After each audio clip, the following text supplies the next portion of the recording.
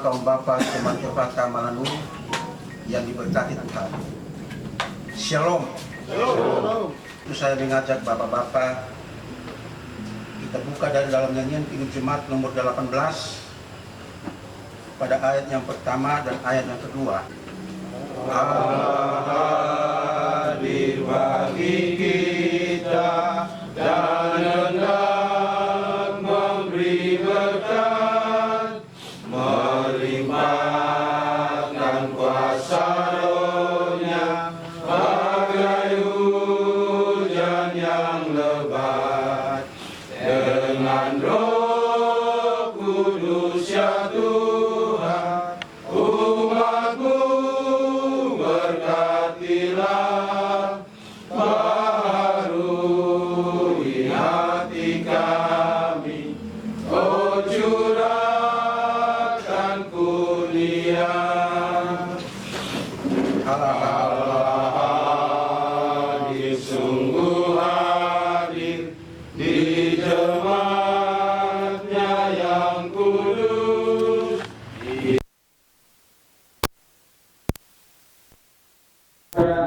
Menyegarkan kita terus dengan Roh Kudus ya Tuhan, umat-Mu berkatilah, baharui hati kami, oh curahkan kurnia.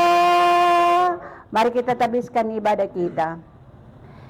Ibadah persekutuan kaum bapa yang terjadi di Rayon 4 Jemaat Efata Malanu yang kami buat di saat ini ditabiskan di dalam nama Bapa, di dalam nama Tuhan Yesus Kristus, dan lewat kuasa Roh Kudus. Amin. Terimalah salam dari Tuhan Yesus Kristus. Kasih karunia dan damai sejahtera atas kita sekalian di saat ini. Masih dalam keadaan berdiri, kita akan bermazmur bagi Tuhan. Mazmur 100.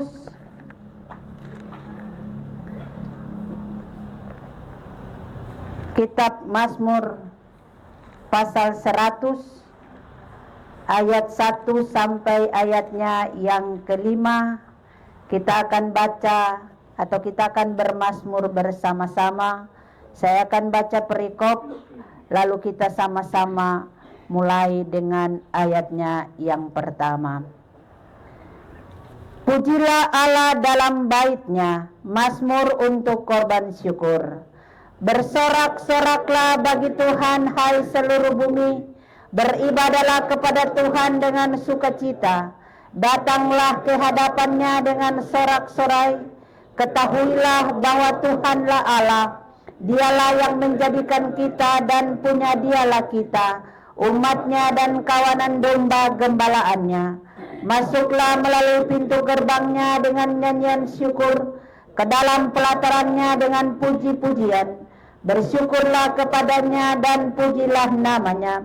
Sebab Tuhan itu baik, kasih setia-Nya untuk selama-lamanya, dan kesetiaannya tetap turun-temurun. Demikianlah mazmur pujian kita. Bapak-bapak sekalian dipersilakan untuk kembali duduk. Karena kasih-Nya padaku, Yesus datang ke dunia. Ia telah memberi gantiku yang bercela. Oh, betapa mulia dan ajaib kuasa-Nya. Kasih juru selamat dunia menebus manusia dengan sabar dan hikmat.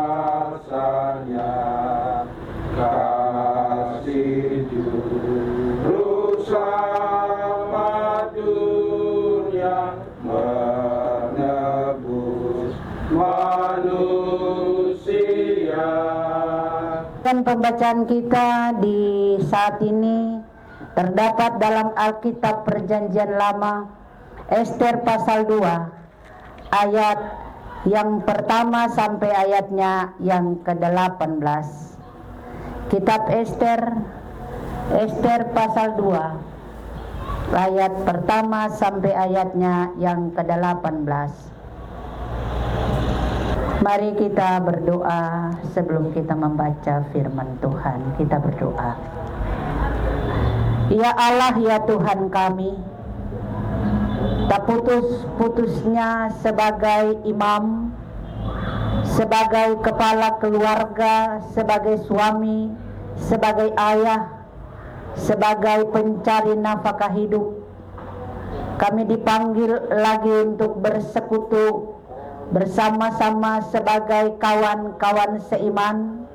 Kami ada di tempat ini dalam kami mempersiapkan seluruh kehidupan kami memuji, menyembah-Mu dan mendengarkan kebenaran firman-Mu. Bapa di sorga, di tangan kami telah kami buka bagian firman yang akan kami baca dan yang akan kami renungkan bersama. Oleh dan karena itu ya Allah, kami mohon kuasa Roh Kudus-Mu mau mengartikan firman yang akan kami baca dan kami renungkan ini, supaya kami dapat mengerti dan di dalamnya kami dapat melakukan firman ini di dalam seluruh tugas kerja tanggung jawab kami, di dalam kehidupan kami hari lepas hari. Dalam nama Tuhan Yesus Kristus yang adalah firman itu sendiri, kami sudah berdoa. Amin. Bagian firman Tuhan ini saya akan baca dan bapak-bapak akan mengikuti dari Alkitab yang ada di tangan bapak-bapak. Lembaga Alkitab Indonesia memberikan tema Ester diangkat menjadi ratu. Ayat 1 dan seterusnya. Sesudah peristiwa-peristiwa ini, setelah kepanasan murka Raja Ahasiweros surut, terkenanglah Baginda kepada Wasti dan yang dilakukannya, dan kepada apa yang diputuskan atasnya. Maka sembah para biduanda raja yang bertugas pada Baginda. Hendaklah orang mencari bagi raja gadis-gadis, yaitu anak-anak dara yang elok rupanya. Hendaklah raja menempatkan kuasa-kuasa di segenap daerah kerajaannya, supaya mereka mengumpulkan semua gadis, anak-anak dara yang elok rupanya, di dalam benteng Susan, di balai perempuan, di bawah pengawasan Hegai sida-sida raja. Penjaga para perempuan hendaklah diberikan wangi-wangian kepada mereka, dan gadis yang terbaik pada pemandangan raja, baiklah dia menjadi ratu ganti Wasti. Hal itu dipandang baik oleh raja, dan dilakukanlah demikian. Pada waktu itu ada di dalam benteng Susan seorang Yahudi yang bernama Mordekai bin Yair bin Simei bin Kis, seorang Benjamin, yang diangkut dari Yerusalem sebagai salah seorang buangan yang turut dengan Yekhonya, Raja Yehuda, ketika ia diangkut ke dalam pembuangan oleh Raja Nebukadnezar, Raja Babel. Mordekai itu pengasuh Hadasa, yakni Ester anak saudara ayahnya. Sebab anak itu tidak beribu bapa lagi. Gadis itu elok perawakannya dan cantik parasnya. Ketika ibu bapaknya mati, ia diangkat sebagai anak oleh Mordekai. Setelah titah dan undang-undang raja tersiar dan banyak gadis dikumpulkan di dalam benteng Susan di bawah pengawasan Hegai, Maka Ester pun dibawa masuk ke dalam istana raja, di bawah pengawasan Hegai, penjaga para perempuan. Maka gadis itu sangat baik pada pemandangannya dan menimbulkan kasih sayangnya, sehingga Hegai segera memberikan wangi-wangian dan pelabur kepadanya, dan juga 7 orang dayang-dayang yang terpilih dari isi istana raja. Kemudian memindahkan dia dengan dayang-dayangnya ke bagian yang terbaik di dalam balai perempuan. Ester tidak memberitahukan kebangsaan dan asal usulnya karena dilarang oleh Mordekai. Tiap-tiap hari berjalan-jalanlah Mordekai di depan pelataran balai perempuan itu untuk mengetahui bagaimana keadaan Ester dan apa yang akan berlaku atasnya. Tiap-tiap kali seorang gadis mendapat giliran untuk masuk menghadap Raja Ahasiweros, dan sebelumnya ia dirawat menurut peraturan bagi para perempuan selama 12 bulan, sebab seluruh waktu itu digunakan untuk pemakaian wangi-wangian. 6 bulan untuk memakai minyak mur, dan 6 bulan lagi untuk memakai minyak kasai, serta lain-lain wangi-wangian perempuan. Lalu gadis itu masuk menghadap raja, dan segala apa yang dimintanya harus diberikan kepadanya untuk dibawa masuk dari balai perempuan ke dalam istana raja. Pada waktu petang ia masuk, dan pada waktu pagi ia kembali, tetapi sekali ini ke dalam balai perempuan yang kedua, di bawah pengawasan Saasgas, sida-sida raja, penjaga para gundik. Ia tidak diperkenankan masuk lagi menghadap raja, kecuali jikalau raja berkenan kepadanya dan ia dipanggil dengan disebutkan namanya. Ketika Ester anak Abihail, yakni saudara ayah Mordekai, yang mengangkat Ester sebagai anak, mendapat giliran untuk masuk menghadap raja, maka ia tidak menghendaki sesuatu apapun selain daripada yang dianjurkan oleh Hegai, sida-sida raja, penjaga para perempuan. Maka Ester dapat menimbulkan kasih sayang pada semua orang yang melihat dia. Demikianlah Ester dibawa masuk menghadap Raja Ahasiweros ke dalam istananya pada bulan yang ke-10, yakni bulan Tebet, pada tahun yang ke-7 dalam pemerintahan Baginda. Maka Ester dikasihi oleh Baginda lebih daripada semua perempuan lain, dan ia beroleh sayang dan kasih Baginda lebih daripada semua anak dara lain, sehingga Baginda mengenakan mahkota kerajaan ke atas kepalanya dan mengangkat dia menjadi Ratu Gantiwasti. Kemudian diadakanlah oleh Baginda suatu perjamuan bagi semua pembesar dan pegawainya, yakni perjamuan karena Ester, dan Baginda menitahkan kebebasan pajak bagi daerah-daerah serta mengaruniakan anugerah sebagaimana layak bagi raja. Demikian adalah pembacaan firman Tuhan yang dikatakan berbahagia ialah bapak-bapak yang telah membaca dan mau merenungkan serta mempraktekkan bagian firman Tuhan ini dalam kehidupan hari lepas hari. Dia punya menolak, membenci dia,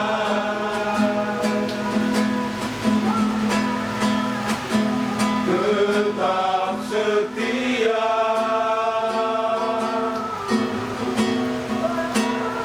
dalam firman-Nya. Dia punya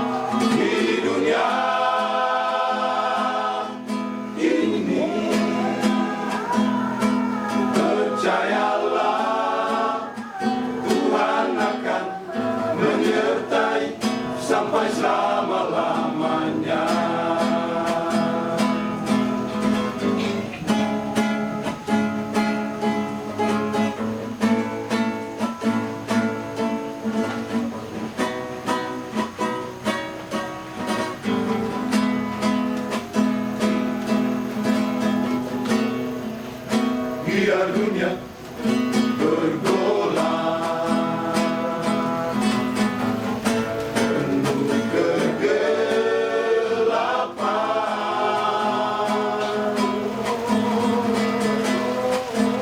Tangannya yang menuntun, kasih Kristus selalu menyertai, dan Dia akan menyediakan tempat bagimu.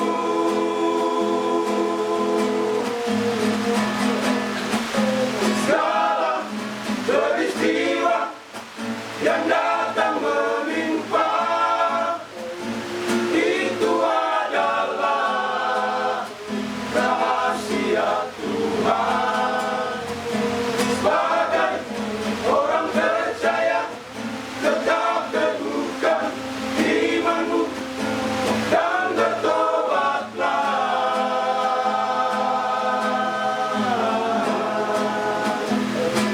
sebab masih jauh perjalanan hidup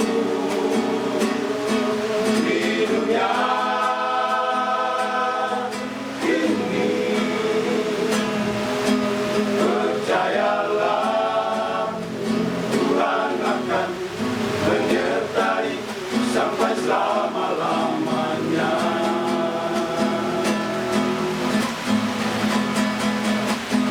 Segala peristiwa yang datang menimpa, itu adalah rahasia Tuhan.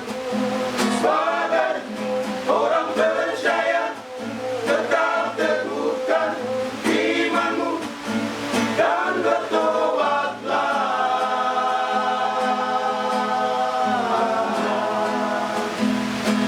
sebab masih jauh perjalanan hidup di dunia ini. Percayalah, Tuhan akan menyertai sampai selama-lamanya.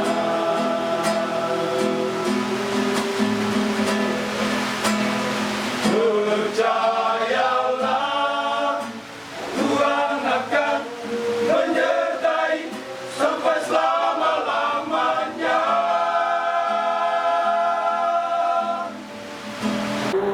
Renungan atau pembacaan firman Tuhan dari Ester pasal 2 ayat 1 sampai dengan ayatnya yang ke-18.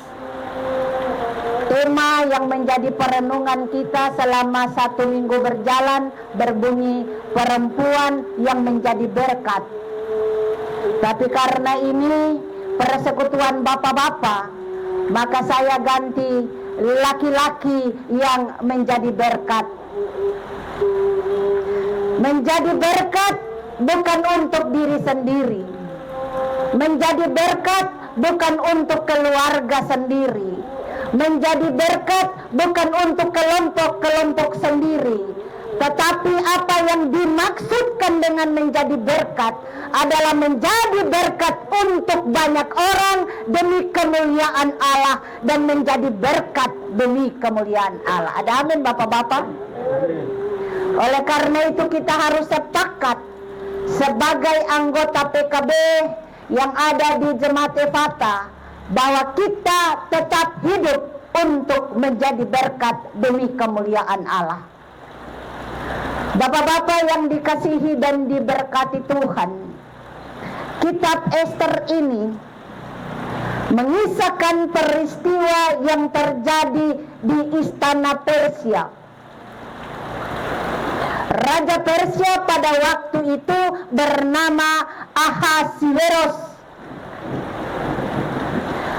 Dalam cerita ini yang memegang peran utama adalah Ester. Ester adalah seorang wanita Yahudi yang patut disebut pahlawan karena cintanya, karena kasihnya kepada bangsanya. Dengan berani ia menggagalkan rencana musuh yang hendak membinasakan orang Yahudi pada saat di mana Ester itu dipercayakan oleh Allah ada di dalam cerita ini. Bapak-bapak yang dikasihi Tuhan, kitab ini juga menerangkan latar belakang dan arti suatu peranan Yahudi yang disebut Purim. Itulah peristiwa kelepasan dari penindasan yang Allah buat bagi Israel melalui tokoh Ester. Kalau kita telah mendengar dan kita telah membaca dari ayat 1 sampai ayatnya yang ke-18, pasti kita sudah tahu jalan ceritanya. Tetapi yang mau kita renungkan bersama sebagai anggota PKB yang ada di Jemaat Efata, bagaimana kita melihat seorang anak yang sudah tidak mempunyai ayah dan ibu, yang disebut sebagai anak yatim piatu, yang diangkat atau dibesarkan oleh ayah saudara dari ayahnya, pamannya yang namanya Mordekai. Sehingga dalam cerita ini kita lihat bahwa peranan Mordekai ini sangat-sangat mempengaruhi sehingga Ester boleh diangkat menjadi ratu menggantikan Wasti. Tapi kita juga perlu tahu apa yang menyebabkan sehingga ada konteks, kayaknya begitu ya, ceritanya singkat, atau yang lagi tren kalau kita lihat ada konteks-konteks kecantikan yang dilakukan di dalam negara Republik Indonesia ataupun di dunia, pemilihan ratu, kecantikan ya dalam berbagai ya kemampuan-kemampuan dan skill-skill mereka. Nah, ini salah satu bagian kitab yang dilaksanakan oleh dunia bahkan di Indonesia berdasarkan kitab ini. Kalau saya mau melihat ya, dan saya mengambil makna ini karena ini dalam cerita Ester ini, sampai Ester ini dia dipilih menjadi seorang ratu menggantikan Wasti karena ada latar belakang ratu Wasti, istri Mordekai yang tidak mau taat kepada suaminya, yang tidak mau taat perintah kepada raja, yang sementara itu memimpin dan statusnya sebagai raja. Jadi kalau kita lihat di pasal 1, Bapak-bapak buka di pasal 1. Pasal 1 ayatnya yang ke-7, ayatnya yang ke-8, 9, 10, saya baca untuk kita dengar. Juga Wasti sang ratu mengadakan perjamuan bagi semua perempuan di dalam istana Raja Ahasiweros. Ayat 10. Pada hari yang ke-7, ketika raja riang gembira hatinya karena minum anggur, beritahulah baginda kepada Mehuman, Bista, Harbona, Bikta, Abakta, Setar, dan Karkas, yakni ke-7 sida-sida yang bertugas di hadapan Raja Ahasiweros, supaya mereka membawa Wasti sang ratu dengan memakai mahkota kerajaan menghadap raja untuk memperlihatkan kecantikannya kepada sekalian rakyat dan pembesar-pembesar, karena sang ratu sangat elok rupanya. Ayat 12. Tetapi Ratu Wasti menolak untuk menghadap menurut titah raja yang disampaikan oleh sida-sida itu, sehingga sangat geramlah raja dan berapi-apilah murkanya. Ini penyebab, ini yang menjadi latar belakang sehingga Ester bisa dipilih menjadi ratu menggantikan Ratu Wasti. Karena ketidaktaatan Ratu Wasti kepada perintah atau titah raja untuk mau hadir, kan biasa begini, sebagai minta maaf, sebagai laki-laki atau bapak-bapak yang mempunyai istri yang cantik, dia pasti bangga. Bangga kan tidak bapak-bapak? Bangga, semua bangga karena dia cantik, jadi saya pilih dia jadi istri. Dalam kebanggaan dengan kecantikan yang dimiliki oleh Ratu Wasti ini, dia sombonglah bagaimana dia juga harus memperkenalkan dia punya istri kepada dia punya teman-teman atau kepada para undangan yang dia undang pada saat pesta itu. Tetapi ratu ini juga sementara ada sibuk dengan ya perempuan-perempuan atau golongan yang orang bilang yang elit-elit begitu, sehingga Wasti ini dia tidak mau mendengar perintah dia punya suami atau raja ini, Raja Ahasiweros. Maka sebagai seorang suami pasti dia akan marah. Kenapa dia marah? Karena dia malu. Masa saya suruh panggil, kau datang berusaha mau perkenalkan, kau tidak mau. Itu seakan-akan saya harga diri ini tidak ada. Sebagai perempuan harus menghormati seorang laki-laki, apalagi suami. Itu harus. Itu hukumnya, wajib menghormati suami karena suami adalah kepala. Menghormati bukan berarti kita harus menyembah atau kita harus mungkin diinjak-injak oleh, tidak. Menghormati karena suami itu dia bangga dan dia mau memperkenalkan istri yang cantik. Dan sebagai seorang suami juga mempunyai kewajiban, atau seorang raja juga mempunyai kewajiban untuk memperkenalkan dia punya pasangan, yaitu ratunya, kepada para undangan.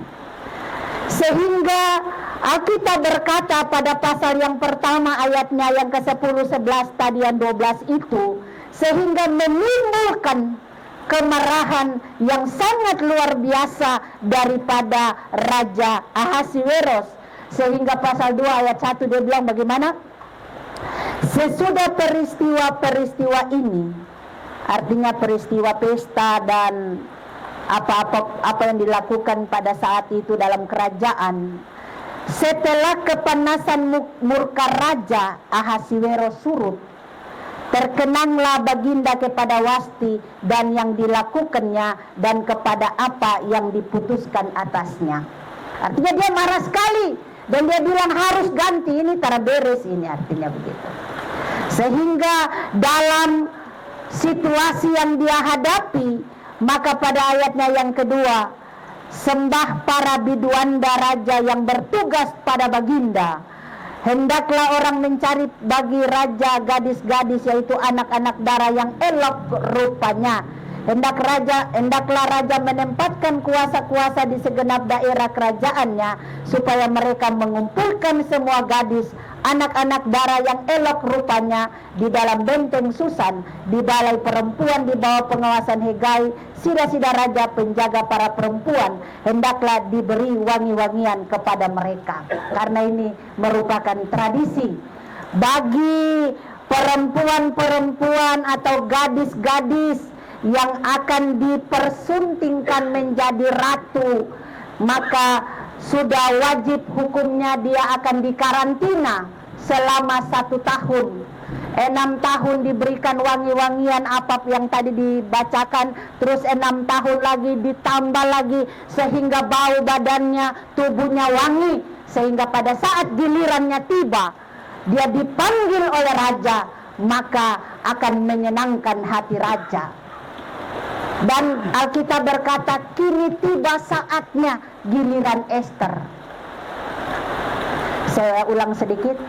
Sebelum giliran Ester, itu pada saat pengumuman itu diumumkan, Mordekai pun dengan kepercayaan yang sungguh kepada Allah, dia juga membawa dia punya ponakan yang namanya Esther ini untuk mendaftar masuk sebagai bagian daripada perempuan-perempuan atau anak-anak gadis yang akan masuk di dalam pemberian wangi-wangian, masuk untuk menghadap raja, dan raja akan memilih siapa yang nanti dia pilih untuk menggantikan Wasti.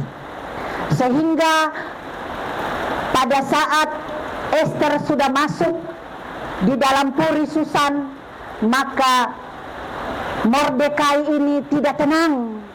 Mordekai ini selalu mengawasi akan apa yang terjadi dan kapan Esther ini akan dipanggil untuk berhadapan atau menemui raja. Dan waktunya, Alkitab berkata, dan waktunya Esther pun tiba. Esther ini sikapnya ini memberikan suatu rasa empati kepada orang yang bertugas untuk merawat gadis-gadis yang akan dipilih oleh raja. Dia tidak seperti gadis-gadis yang lain. Dia turut, dia taat, dan dia tidak mempunyai permintaan yang banyak. Padahal gadis-gadis yang mau masuk untuk bertemu dengan raja, mereka minta ini, minta itu untuk memuaskan keinginan mereka, untuk bagaimana membuat mereka menjadi perhatian khusus bagi raja. Tapi Esther tidak. Esther masuk dengan apa yang telah diberi nasihat oleh pamannya dan juga oleh pengawas atau pengurus, ya, di mana membentuk mereka untuk menjadi cantik dan wangi untuk menghadap raja. Sehingga pada saat dia masuk dan hati raja sangat tergugah, hati raja dikatakan jatuh cinta pada Esther, sehingga Esther diberikan mahkota oleh raja. Dia dipasanglah mahkota. Itu berarti sudah tentu dia layak menjadi seorang ratu, menggantikan ratu yang sebelumnya sudah ditolak atau sudah diberhentikan, sudah diturunkan oleh Raja Ahasveros. Bapak-bapak yang dikasihi dan diberkati Tuhan, kalau dalam bagian ini tema perempuan yang menjadi berkat, tapi saya ganti laki-laki yang menjadi berkat. Sudah tentu diharapkan sebagai bapak-bapak yang memiliki paras yang ganteng, memiliki kelebihan, memiliki kemampuan dalam berbagai skill yang ada, maka marilah, gunakanlah, fungsikanlah, dan perdayakanlah apa yang menjadi karunia, apa yang menjadi kelebihan, apa yang menjadi talenta dari bapak-bapak untuk menjadi berkat bagi kemuliaan nama Allah. Sebelum menjadi kemuliaan bagi nama Allah, sudah tentu harus diwujudkan di dalam kehidupan keluarga lebih dulu. Bagaimana kita katakan kita mengasihi Allah kalau kita tidak mengasihi keluarga?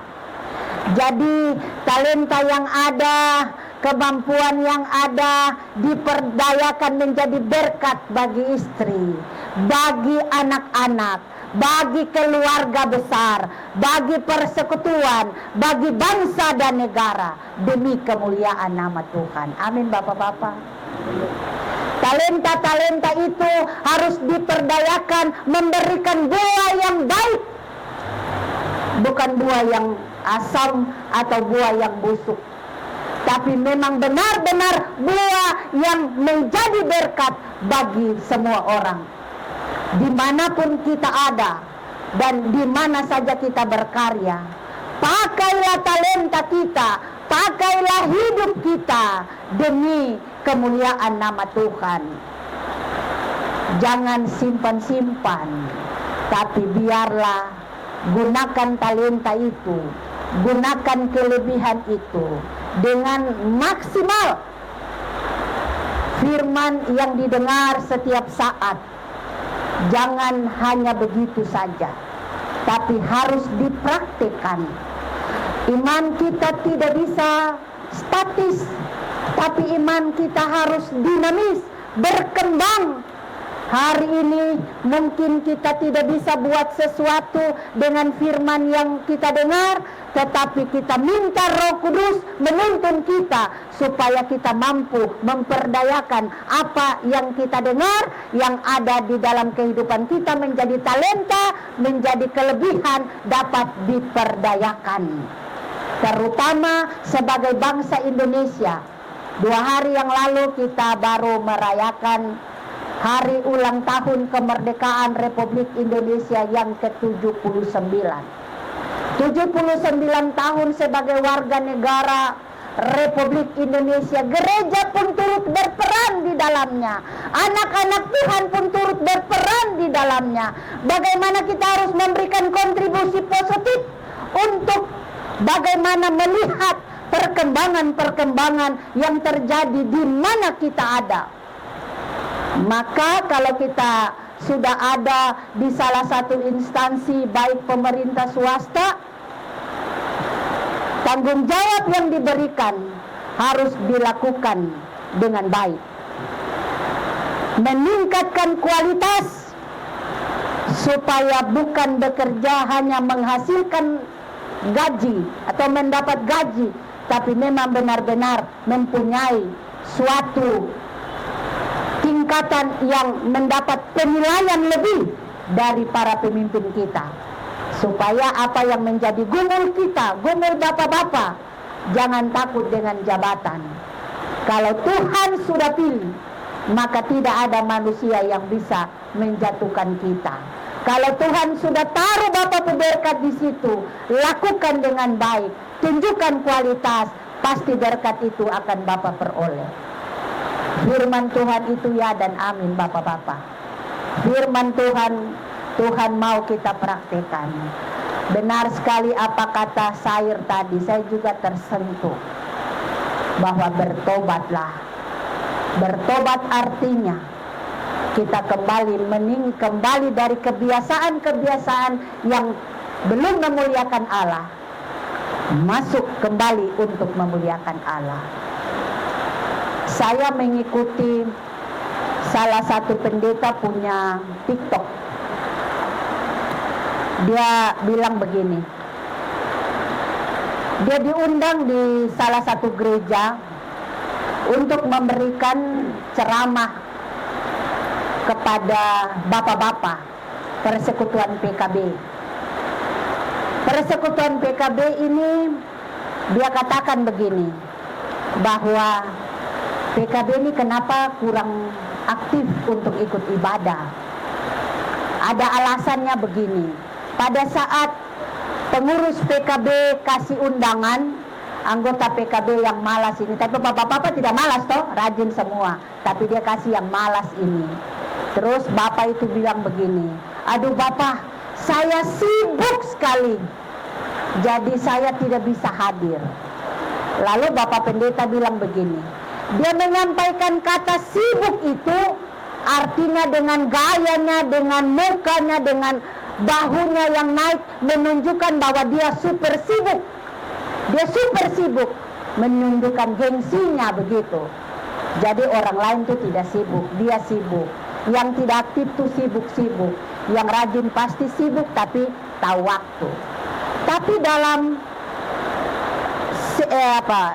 ceramah itu, lalu satu bapak dia berdiri. Dia bilang, bapak saya minta waktu. Bapak bilang begini, bapak saya mau kasih tahu bahwa kalau bicara sibuk, saya ini sangat sibuk. Saya punya perusahaan 7. Saya punya mobil itu ada 6. Setiap hari salah satu perusahaan itu dia tutup jam 10 malam. Dan setiap hari rutin saya lakukan adalah bangun pagi harus kasih panas mobil 6-6. Karena saya punya anak sekolah tidak satu tempat, jadi harus masing-masing anak dengan sopirnya harus bawa anak-anak ke sekolah. Istri saya juga adalah seorang pekerja, istri juga pakai mobil. Tapi saya harus memanaskan mobil-mobil itu. Setelah itu saya tunggu anak-anak saya. Sudah siap semua, istri saya turun, tugas saya adalah membaca Alkitab. Karena saya sayang saya punya anak-anak, karena saya sayang saya punya keluarga. Jadi tugas saya adalah membaca Alkitab, berdoa sebelum mereka berangkat. Lalu Bapak Pendeta tanya begini per dia, Bapak kira kami ini tidak sayang, kami pun anak-anak, kami ini sayang. Tapi dia lanjut, dia bilang, Bapak, kenapa saya bilang saya sayang, saya punya keluarga? Kenapa saya sayang, saya punya anak-anak? Karena setiap kali saya baca Alkitab, dia bilang 1 Raja-Raja, dia dapat di 1 Raja-Raja.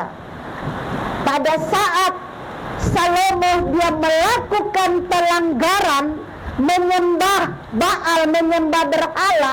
Karena Salomo ini dia kawin banyak, Tuhan sebenarnya mau menghukum Salomo. Tapi apa yang dikatakan oleh Tuhan kepada Salomo? Untung saya ingat kupu bapa yang namanya Daud. Kalau tidak, koni kata kasar bilang, kau lewat sudah, saya hukum kau sudah. Jadi pada saat dia baca Alkitab 1 Raja-Raja ini tentang kehidupan Salomo yang sudah tidak menyembah Allah karena dia mengikuti kebiasaan istri-istrinya, maka itu membuat Allah murka. Lalu apa yang terjadi? Pasti dia akan dihukum, tapi Tuhan bilang, karena kau pebapa. Lalu bapak ini bilang, dari bacaan ini, saya baca ini, saya tidak mau sapu anak-anak dorang besok-besok binasa. Saya mau melakukan seperti yang dilakukan Daud, supaya Salomo tidak dihukum. Tapi kalau kita baca sejarah, pada saat Salomo dia keturunan terpecah menjadi 2 kan? Itu terpisah, karena itu akibat daripada perbuatan Salomo itu. Sehingga bagian firman Tuhan ini, kalau bapak-bapak mau menjadi berkat bagi keluarga, pagi-pagi bangun, berdoa, baca Alkitab untuk anak-anak, untuk istri, baru pergi. Karena itu tugas bapak. Amin bapak-bapak. Berat toh? Ini mau pergi bangun, sholat lagi, baru ngucap cepat-cepat. Bagaimana bapak? Iya pasti. Memang mungkin ini berat, tapi mari kita belajar. Kalau kita mau kita keturunan selamat, terbebas dari hukuman Allah, maka harus kita berdoa, membaca Alkitab, melakukan kebiasaan-kebiasaan sesuai dengan apa yang difirmankan, yang dituliskan di dalam Alkitab. Tuhan memberkati kita sebagai laki-laki, sebagai bapak-bapak, menjadi berkat bagi diri sendiri, bagi keluarga, dan juga gereja dan bangsa dan negara. Tuhan memberkati kita. Amin.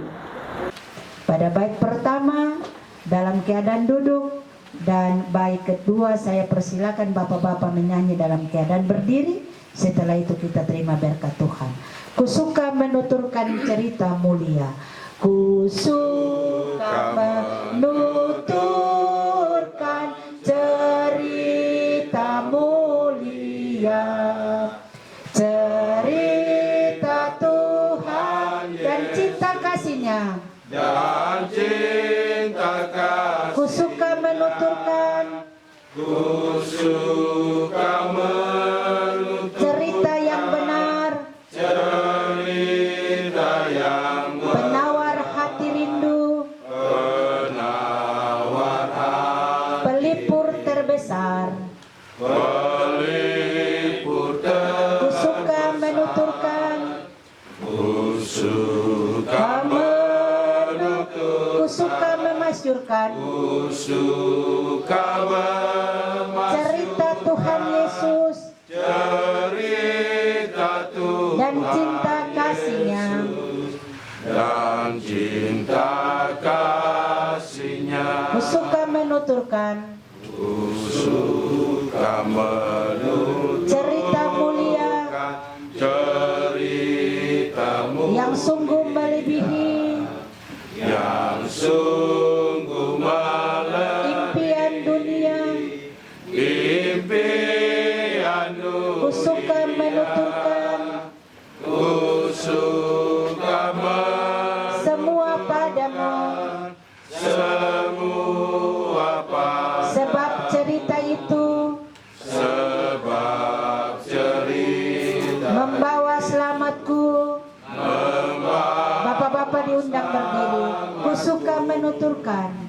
Kusuka menuturkan, kusuka memasyurkan cerita Tuhan Yesus dan cinta kasih-Nya. Terimalah berkat dari Tuhan dan pulanglah dengan damai dan sejahtera. Kasih karunia dan damai sejahtera dari Allah Bapa Tuhan Yesus Kristus dan lewat kuasa Roh Kudus menyertai seluruh kehidupan Bapak-bapak, baik dalam menjalani rutinitas pekerjaan dan keluarga sampai ke pelayanan mulai saat ini terus kekal sampai selama-lamanya. Amin.